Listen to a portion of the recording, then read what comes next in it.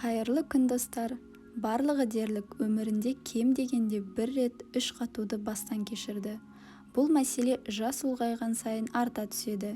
Кері әсерлерге байланысты адамдар жиі іш жүргізетін дәрілерден бас тартады. Бақытымызға орай бұл мәселеге оң әсер ететін көптеген өнімдер бар. Бүгін осы өнімдерді қолдана отырып іш қатудан құтылу жолдарымен бөлісемін. Менімен соңына дейін болыңыз. Ең бірінші іш қату дегеніміз асқазан ішек жолдарының көптеген ауруларының бірі.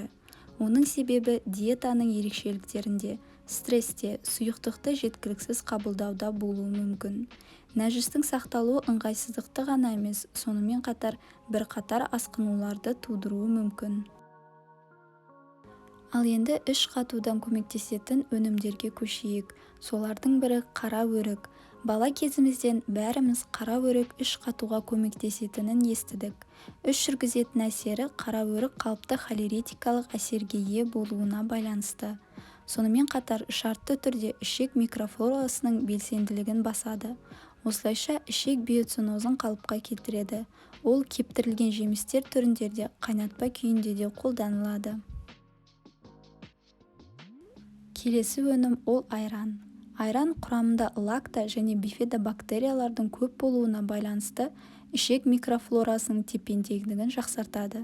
Дегенмен іш қатуға бейімділікпен тек жаңа ашыған айран ішу керек екенін есте ұстаған жөн. 2-3 күндік айран керісінше әсер беруі мүмкін. Келесі өнім ол қызылша. Қызылшада гемицеллюлозаның көп мөлшері бар. Ол нашар қорытылады, бірақ денеден толығымен шығарылады. Қорытылмаған талшықтардың аздап тітіркендіргіш әсерінен ішек қозғалғыштығы жақсарады. Сонымен қатар диеталық талшықты құрамындағы полисахаридтердің пайдалы ішек микрофлорасы үшін қоректік орта бола отырып пребиотик ретінде әрекет етеді. Келесі өнім зәйтүн майы. Іш қатуға арналған зәйтүн майының әсер ету механизмі қарапайым. Ол ішек қабырғаларын орап, нәжісті жұмсартады. Әдетте нәжістің сақталуын жою үшін аш қарынға 1 қасық жеткілікті.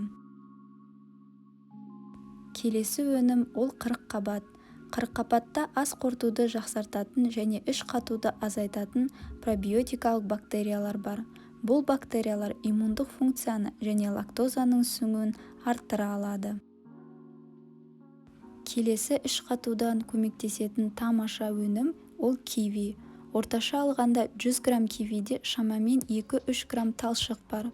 Ол нәжістің көлемін арттырады да және олардың өтуін тездетеді. Сондай-ақ кивидің құрамында асқазан ішек жолдарының жоғарғы бөлігіндегі қозғалысты ынталандыратын фермент актинидин және ас қорытуға пайдалы кейбір фитохимиялық заттар бар. Келесі өнім бұршақ дақылдары. Жасымықтардың, ноқаттардың және бұршақтардың көпшілігінде талшықтар өте жоғары. Бұл ас қорытуды жақсартатын және іш қатуды азайтатын қоректік зат. Келесі бір өнім ол інжір. Інжірде перистальтиканы ынталандыратын диеталық тақшылықтардың көп мөлшері бар. Пектин нәжісті жұмсартады, соның арқасында жұмсақ іш жүргізетін әсерге қол жеткізіледі. Ең соңғы әрі ең пайдалы қарапайым өнім ол су. Іш қату жиі суды жеткіліксіз қабылдауға байланысты пайда болады.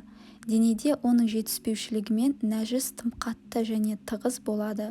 Бұл олардың ішек арқылы қозғалысын айтарлықтай қиындатады. Күніне 1,5-3 литр суды қабылдау ішек моторикасын және асқазан сөлінің өндірісін жақсартады.